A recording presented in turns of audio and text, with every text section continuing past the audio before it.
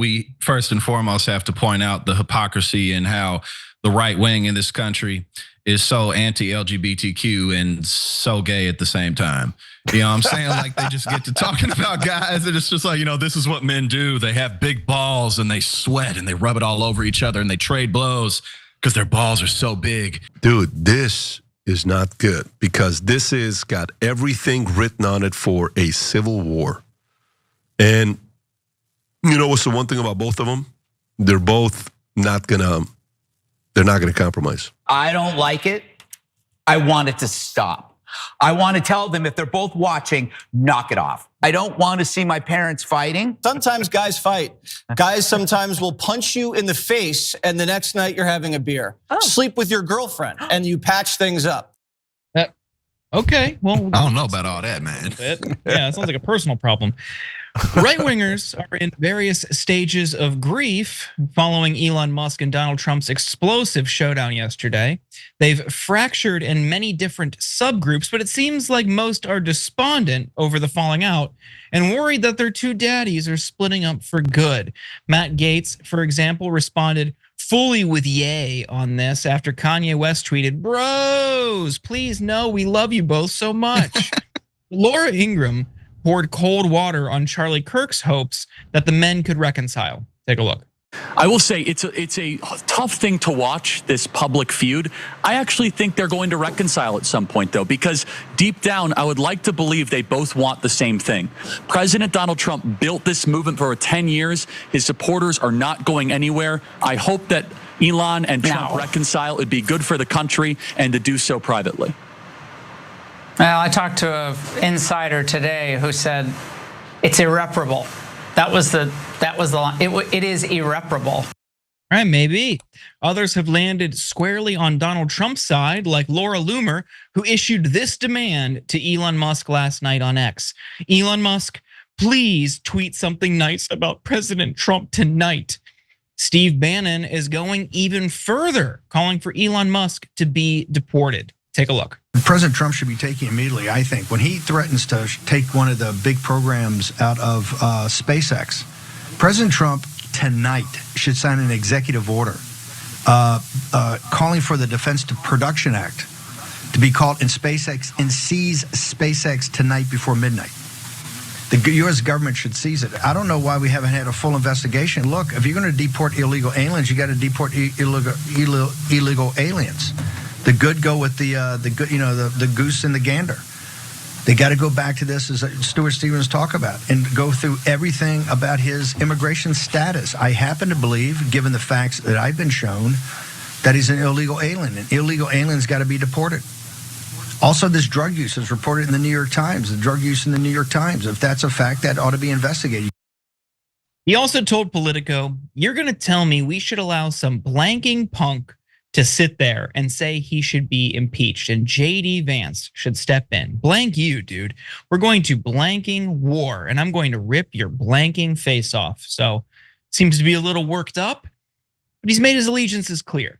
But yet another faction of right-wingers are taking a different tact and dismissing the seriousness of the fight altogether.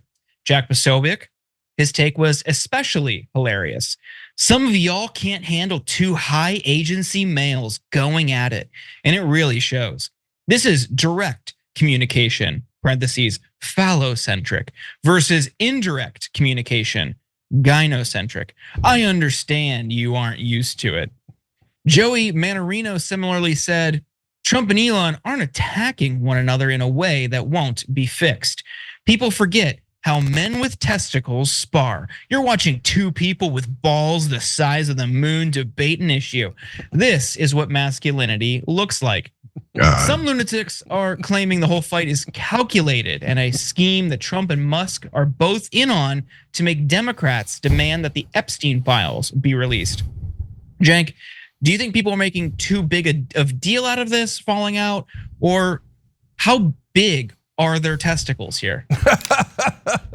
Okay, God, we're gonna have a lot of fun with this. All right, let's start with the funny stuff first, okay?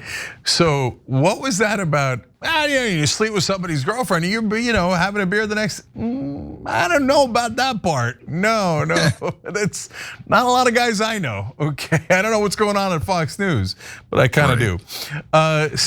Secondly, the testicle fight. I mean, I didn't think you could beat phallocentric.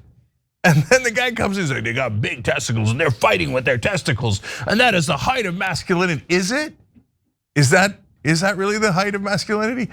And then, but I will give credit to Jack Posobiec, who's maybe got the only name harder to pronounce than mine, for the phallocentric line. Well, that's true.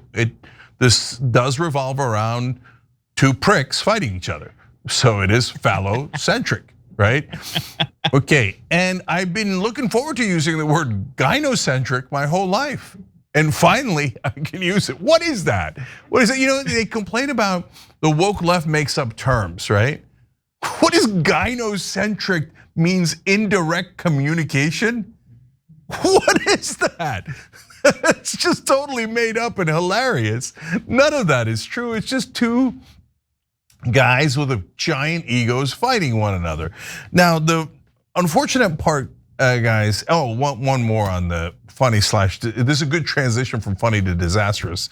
Matt Gaetz, look, maybe we're not surprised, but what are you doing? Like, of all the people in this conflict to agree with, you wound up agreeing with Ye?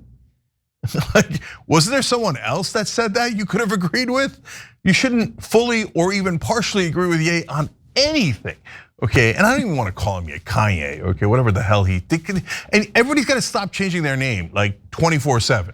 All right, finally to the serious stuff. Steve Bannon's a super dangerous dude, right? So what is that? We should deport him. Elon's a US citizen. Yeah, he's a naturalized citizen. So what? I'm a naturalized citizen. Like, what does that mean? We're supposed to have the same exact rights. So, I don't like you, and so you weren't born here, so I'm going to deport you is not a thing. That's just wildly illegal and unconstitutional. And then, at the end of that statement, we didn't have it there, but I saw the long version. He's like, that's why we've got to be, this is a constitutional Republican, we have to defend it. You just said something against the US Constitution. They just use words like Constitution, America, flag, democracy, as if they know what it means, as if they're in favor of it, when they're not really in favor of it at all, right? No, we're not going to randomly deport citizens because they hurt Donald Trump's feelings, and then seizing SpaceX. Steve Bannon's a communist now? We're going to nationalize a giant private corporation? Look, you know me, nobody fights harder against corporate power and corporate rule than I do. But even I wouldn't randomly seize someone's company, and I certainly wouldn't do it because they hurt the president's fifis. So no, that's crazy talk. Well, I think that we first and foremost have to point out the hypocrisy and how the right wing in this country is so anti-LGBTQ and so gay at the same time. You know what I'm saying? Like, they just get to talking about guys and it's just like, this is what men do. They have big balls and they sweat and they rub it all over each other and they trade blows because their balls are so big. And then, Ye, in addition to Ye being just a straight up Nazi, making songs like Hitler was awesome, bro. He put out a song recently that's like talking about how him and his cousin used to like give each other fellatio and stuff. He could have kept that to himself, but he figured that he would let the whole world know.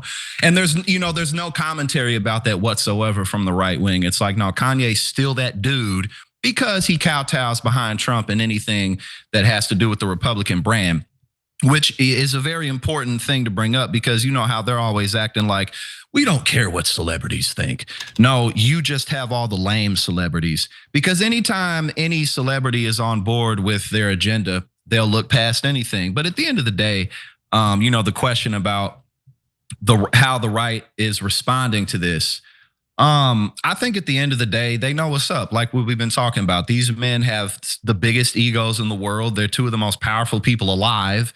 and they're not going to back down. They're not going to quit. They've been wounded, and it's definitely irreparable. But this could definitely cause a lot of damage. They may continue to fight, but I'm here for it. I'm all for it.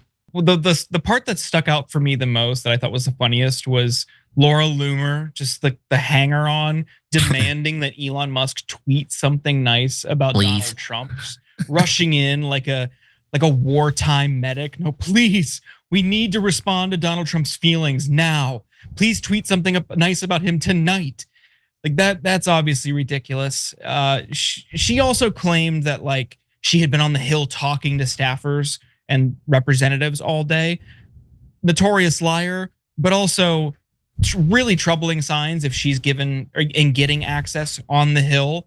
The funniest thing, yes, I think, is the kind of weirdly homoerotic descriptions of them fighting. And it's just like two old, like allegedly one hopped up on ketamine guys just kind of slap fighting on their respective social media networks, and the right having to try to turn everything into some 300 type epic, being like, yes, two intellectual gladiators. And it's just like the most pithy subtweeting, like, it'd really be a shame if I took away your government contracts.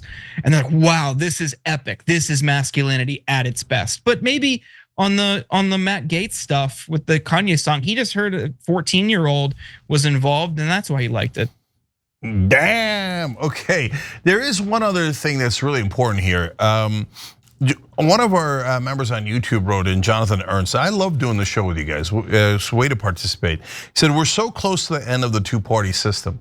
That's another iceberg that's not being discussed here, because at the end, Elon Musk said, maybe we should form a third party. And he did a poll, and his own followers said 80-20 yes. Now, that has a lot of ramifications.